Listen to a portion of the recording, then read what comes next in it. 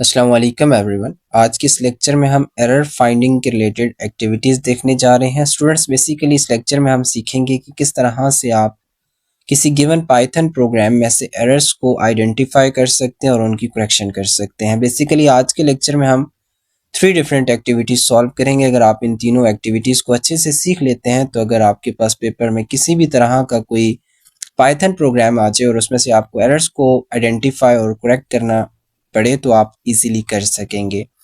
First activity आप देख पा रहे हैं। इस एक्टिविटी में हमारे पास फर्स्ट ऑफ ऑल एक फंक्शन डिफाइंड है with the name divide numbers, और इस फंक्शन की बॉडी की बात करें तो इस फंक्शन की बॉडी में वेरिएबल a की वैल्यू को 20 से डिवाइड किया जा रहा है। इसके अलावा इस प्रोग्राम के अंदर एक मेन फंक्शन है और मेन फंक्शन की बॉडी के अंदर first of all 2 variables initialise हो रहे हैं। इसके बाद डिवाइड नंबर्स जो ऊपर हमने फंक्शन अभी डिफाइन किया था उसे कॉल किया जा रहा है और उसे 2 आर्गुमेंट्स पास की जा रही है, num1 एंड num2, जो कि हमने इस जगह पे इनिशियलाइज किया। num1 की जो भी वैल्यू होगी ये a वेरिएबल को असाइन हो जाएगी और num2 की जो भी वैल्यू होगी ये b वेरिएबल को असाइन हो जाएगी। इसके बाद हम रिजल्ट से पहले एक मैसेज प्रिंट करना चाह रहे हैं कि डिवीजन जो है वो सक्सेसफुल हो चुकी है। इसके बाद हम आफ्टर दैट एक रिजल्ट जो है हमारे पास जो भी रिजल्ट डिवीजन का कंप्यूट होगा उसे प्रिंट करना चाह रहे हैं। स्टूडेंट्स, अगर हम इस गिवन कोड की बात करें तो इसमें हमारे पास कुछ पॉसिबल एरर्स हैं। फर्स्ट ऑफ ऑल हम इन एरर्स को आइडेंटिफाई करने के लिए, सीखने के लिए हम इस कोड को यहाँ से कॉपी करते हैं और ऑन अवर आइडियली शेल इसको हम पेस्ट करते हैं और आफ्टर दैट यहाँ कॉपी करने की वजह से कुछ इंडेंटेशंस जो थी वो रिमूव हो चुकी है। मैं इंडेंटेशन को फर्स्ट ऑफ ऑल ऐड कर देता हूँ। यहाँ हमारे पास कोड जो है वो एक्यूरेट हो चुका है। अब नेक्स्ट अब हम कोड में से एरर्स को आइडेंटिफाई करने के लिए हम इस कोड को रन करते हैं। जब हम इसको कोड को रन करें तो फर्स्ट ऑफ ऑल यहाँ देखिए हमारे पास एक एरर जनरेट होकर आया, syntax error, which is basically in line number 8। और लाइन नंबर 8 को अगर आप ऑब्जर्व करें तो यहाँ हमारे पास बिकॉज हम एक मैसेज, एक स्ट्रिंग जो है वो डिस्प्ले करना चाह रहे थे, दैट इज रिजल्ट कॉलन, तो यहाँ हमने उसको कोट्स में लिखना था। तो जो कोट्स हमने स्टार्ट किए बेसिकली क्लोज नहीं हो रहे, तो हमें क्या करना होगा, इन कोट्स को इस जगह पे क्लोज भी करना होगा। तो आफ्टर दैट हमने एरर को अब रिमूव कर लिया। अब हम इस कोड को रन करते हैं। हमारे पास प्रीवियस जो एरर था वो अब रिमूव हो चुका है। एक नया एरर जनरेट होकर आ रहा है, that is divide numbers is not defined, जबकि हमने डिवाइड नंबर फंक्शन जो था उसे डिफाइन किया हुआ है। लेकिन यहाँ पॉसिबल एरर इस वजह से आ रहा है कि यहाँ अगर आप फंक्शन को देखें तो हमारे पास जो डिवाइड नंबर्स फंक्शन है इसमें डिवाइड एंड नंबर्स के दरमियान अंडरस्कोर है, लेकिन जब हम फंक्शन को इस जगह पे कॉल कर रहे हैं तो यहाँ ये दोनों डिवाइड एंड नंबर्स जो हैं ये कंजेस्टेड हैं, इनमें अंडरस्कोर नहीं है। तो यहाँ हमारे पास इसको सॉल्व करने के 2 ऑप्शन है कि एक तो यहाँ से हम अंडरस्कोर को इस जगह से रिमूव कर दें या दूसरा इस जगह पे हम अंडरस्कोर जो है वो ऐड कर दें। तो यहाँ मैं अंडरस्कोर ऐड कर देता हूँ।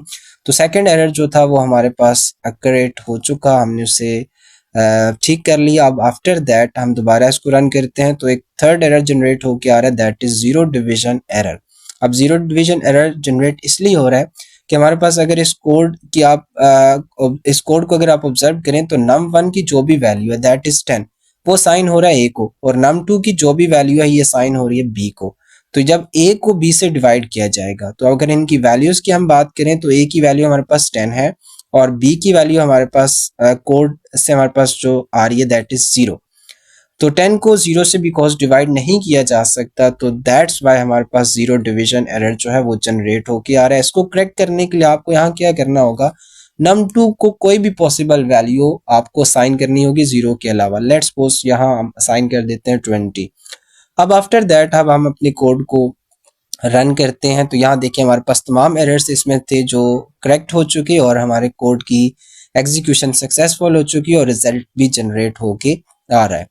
अब स्टूडेंट्स बेसिकली इस क्वेश्चन को आप पेपर में किस तरह से सॉल्व करेंगे, डेफिनेटली आपके पास आइडियली शेल अवेलेबल नहीं होगा, ना कोई प्लेटफॉर्म होगा कि आप उस पर अपने कोड को रन करें और एरर्स को आपको वो हाईलाइट करके बता दें। अब ये बेसिकली आपको बाय प्रैक्टिस समझ आएगी, आपकी इस टॉपिक पर ग्रिप बाय प्रैक्टिस स्ट्रांग होगी। और दूसरा, आप जितने टॉपिक सीख रहे हैं उनके अगर सिंटैक्स को अच्छे से सीख लेते हैं तो आप एरर्स जो कोड में से इजीली आइडेंटिफाई कर सकेंगे। अभी हमने प्रैक्टिस की जो आपको पॉसिबल एरर्स आ सकते हैं पेपर के अंदर, आपने देखे कि कौन कौन से एरर हो सकते हैं। आफ्टर दैट अब एरर्स आपने आइडेंटिफाई कर लिया, पेपर में आप इसको सॉल्व किस तरह से करेंगे, जो भी आपने एरर्स को आइडेंटिफाई किया आप उन्हें एक्सप्लेन करेंगे। सिंगल लाइन के अंदर आप एक्सप्लेन कर सकते हैं कि हमारे पास कौन कौन सी लाइन के अंदर क्या क्या एरर्स थे। लेकिन अगर आप ये तीनों जो स्टेटमेंट इस जगह पे देख रहे हैं, अगर ये आप डिफाइन नहीं करते तो इसमें कोई इशू नहीं है। आपको करेक्ट जो काम करना होगा that is correction of code. आपने जो कोड की करेक्शन करनी है वो ठीक करनी है। जैसा कि अभी आपने देखा कि हमने जो एरर्स आइडेंटिफाई किए वो मैंने यहाँ अक्यूरेट करके इसके सॉल्यूशन में लिख दिए। तो बेसिकली आपको मार्क्स इस पे मिलेंगे। ज़्यादा अच्छी अप्रोच है कि आप यहाँ जो एरर्स आपने आइडेंटिफाई किए उन्हें सिंगल लाइन के अंदर साथ आप एक्सप्लेन भी कर दें। इसके बाद स्टूडेंट्स नेक्स्ट हम सेकंड एक्टिविटी पर मूव करते हैं। इस एक्टिविटी में हमारे पास बेसिकली एक फंक्शन है डिस्प्ले इन्फो नाम का, और ये हमें नेम और एज जो है वो प्रिंट करके दे रहा है। एक और फंक्शन है कैलकुलेट ग्रेड नेम का, ये हमें based on score grade print करके दे रहा है कि अगर स्कोर जो है यानी मार्क्स सेलेक्ट कर लें 80 से अबव है तो ग्रेड ए होगा और उससे कम है तो ग्रेड बी होगा। इस जगह पे हम एक वेरिएबल इनिशलाइज कर रहे हैं नेम का, और इसके बाद हमारे पास एक वेरिएबल एज नेम का है, और देन हम दोनों फंक्शंस को कॉल कर रहे हैं। इस कोड में से जो एरर्स हैं उनको आइडेंटिफाई करने के लिए फर्स्ट ऑफ ऑल इसको यहाँ से हम कॉपी कर लेते हैं और आइडियली शेल पर इसको पेस्ट करते हैं, और जो इंडेंटेशन ऐड करनी है मैं फर्स्ट ऑफ ऑल वो इंडेंटेशन यहाँ ऐड कर देता हूँ।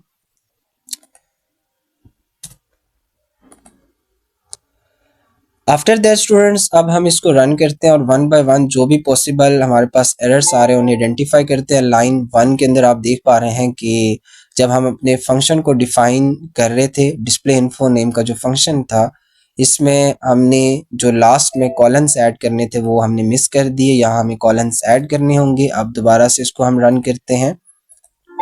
इस जगह पे हमारे पास दोबारा से colon mistake I, that is in the function calculate grade, और यहाँ भी हमें कॉलम्स ऐड करने। आपने याद रखना है कि जिन भी हमारे पास फंक्शन या जिन स्टेटमेंट्स के आगे फर्दर हमारे पास बॉडीज होती हैं उनके लास्ट में हमेशा कॉलम्स जो हैं ऐड होते हैं, जैसे कि इफ, जैसे कि फॉर, बिकॉज उनकी बॉडी आगे आती है तो दैट्स वाई उनके लास्ट में हम हमेशा कॉलम्स जो हैं वो ऐड करते हैं।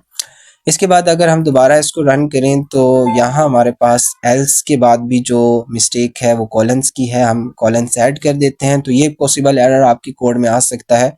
आफ्टर दैट अब हम इसको रन करते हैं तो यहाँ देखिए अब कॉलम्स वाली जो मिस्टेक थी वो ठीक हो चुकी है, और एक और एरर आ रहा है, name John is not defined.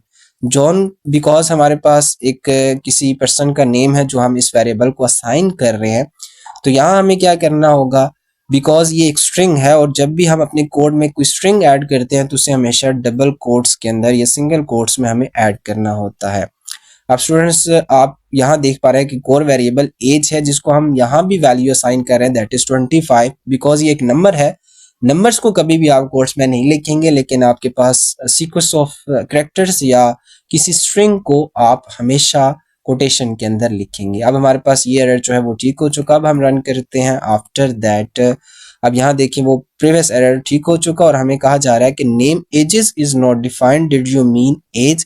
तो यहाँ हमें कहा जा रहा है कि एजेस जो आप यूज कर रहे हैं ये आपने नहीं डिफाइन किया, क्या आप एज को रेफर कर रहे हैं। तो बेसिकली यहाँ मिस्टेक आई गेस स्पेलिंग की है।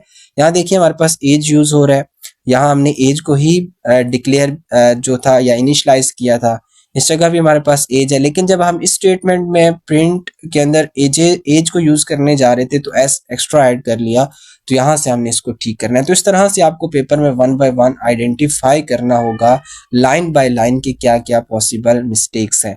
अब हम इसको रन करते हैं तो आफ्टर दैट यहाँ देखिए वो प्रीवियस जो मिस्टेक थी वो ठीक हो चुकी है। एक और एरर आया, that is name grades is not defined. अब इसकी क्या वजूहत है, यहाँ हमारे पास ग्रेड्स जो इस्तेमाल हो रहा है ये कोई वेरिएबल प्रीवियस कहीं इस्तेमाल नहीं हो रहा था। अब ये ग्रेड बेसिकली प्रिंट करना चाह रहे हैं, तो यहाँ हमने जब कैलकुलेट ग्रेड नेम का फंक्शन जो था वो कॉल किया था, उससे जो रिजल्ट जनरेट होके आ रहा है उसे हम एक वेरिएबल में स्टोर करना जा रहे हैं, दैट इज ग्रेड्स।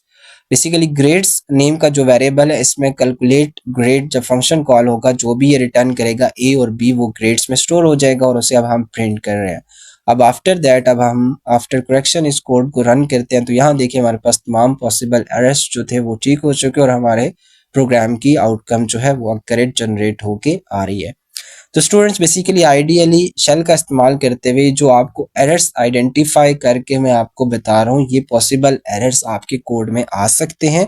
आप इनकी प्रैक्टिस करेंगे और आप इनको आइडेंटिफाई करने की कोशिश करेंगे अपने एग्जाम के अंदर। आपके एग्जाम में अगर एरर फाइंडिंग के रिलेटेड क्वेश्चन आ जाता है। लास्ट क्वेश्चन, लास्ट 3 एक्टिविटीज आप देख पा रहे हैं कि हमारे पास एक लिस्ट है विद द नेम मार्क्स, और इसमें हमारे पास कुछ 6 स्टूडेंट्स के मार्क्स हैं।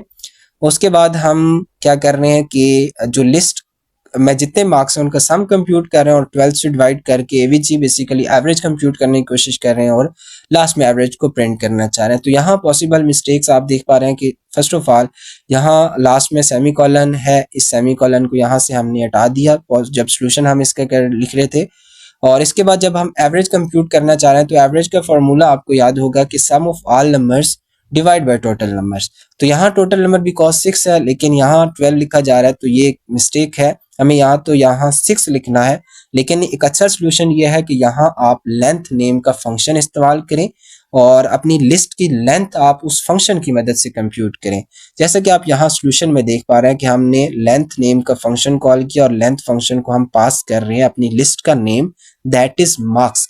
तो यहाँ से हमारी लिस्ट की लेंथ कंप्यूट होगी जो कि 6 ही बेसिकली है, तो 6 जनरेट होगा और यहाँ से हमारे पास हमारी लिस्ट का जो भी सम है वो कंप्यूट होगा और सम को लिस्ट की लेंथ से डिवाइड किया जाएगा और रिजल्ट एवीजी वेरिएबल में स्टोर कर दिया जाएगा। तो यहाँ से आपने मिस्टेक आइडेंटिफाई कर ली कि या तो 6 लिखना है आपने और या आपने इस जगह पे लेंथ फंक्शन का इस्तेमाल करना है, लिस्ट का जो बेसिकली एक फंक्शन है। इसके बाद नेक्स्ट हम रिजल्ट को प्रिंट करना चाह रहे हैं, तो यहाँ हमारे पास 2 पॉसिबल स्टेटमेंट के अंदर एरर है। फर्स्ट एरर है कोटेशन का कि एवरेज रेनफॉल इक्वल टू के बाद हम बिकॉज यहाँ एक स्ट्रिंग थी जिसको डिस्प्ले करने के बाद हम एवरेज वैल्यू प्रिंट करना चाह रहे हैं।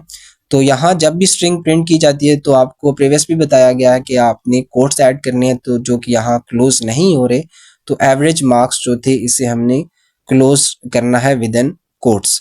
आफ्टर दैट अब आप देख पा रहे हैं कि यहाँ हमारे पास एक एवरेज वेरिएबल इस्तेमाल हो रहा है, जबकि इस जगह पे हमने एवीजी लिखा था और यहाँ हम कंप्लीट एवरेज लिख रहे हैं, तो ये भी एक एरर जनरेट हो जाएगा बिकॉज यहाँ जो हम एवीजी लिख रहे हैं और यहाँ हमारे पास जो एवरेज हम जिस तरह से यूज कर रहे हैं ये नेम सेम होना चाहिए। अब यहाँ 2 ऑप्शन है, आप इस जगह पे कंप्लीट एवरेज लिख दें या इस जगह पे आप एवीजी कर दे। तो मैंने इसको करेक्ट किया by adding AVG in print statement. इस जगह पे एवीजी हमने यूज किया और यहाँ हम प्रिंट में एवरेज कंप्लीट एवरेज वर्ड की जगह एवीजी लिख रहे हैं। तो ये पॉसिबल इसके अंदर एरर्स जो कि आइडेंटिफाई करने के बाद हमने कोड की करेक्शन की। लास्ट आप कोड में देख पा रहे हैं कि हमने कोई बेसिकली स्टेटमेंट्स नहीं लिखी अपने एरर्स के लिए, तो ये भी आपके पास पॉसिबल वे है टू सॉल्व दिस क्वेश्चन। अगर आप ये स्टेटमेंट्स लिखते हैं तो this is basically the best way to answer this question. तो स्टूडेंट्स आई होप कि आपको ये एक्टिविटीज क्लियर होंगी। फर्स्ट ईयर के तमाम लेक्चर सुनने के लिए चैनल पर आपको चैप्टर वाइज प्लेलिस्ट अवेलेबल हैं, आप चेक कर सकते हैं।